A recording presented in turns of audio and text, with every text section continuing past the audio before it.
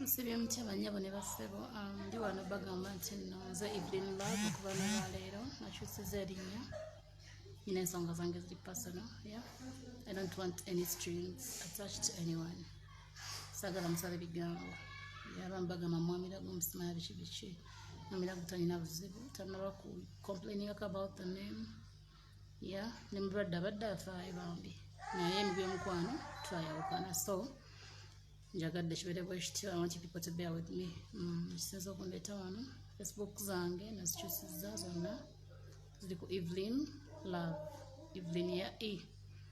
Yeah? Nina ne YouTube channel empya buli anjagala musuubira okugenda na subscribing na inviting n'abantu abalala beegayiridde mu subscribing. That's the only way you can show me that you really believe in me and support me.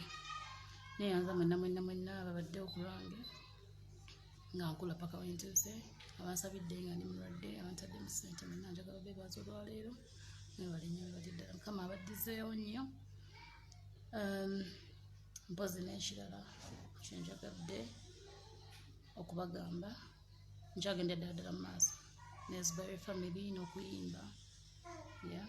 Luyimba lwaffe olupya lulina featuringzemu abayimbi bawera 20 nalwo lujja essaawa yonna baliyita The Testimony. Just subscribe to the YouTube channel.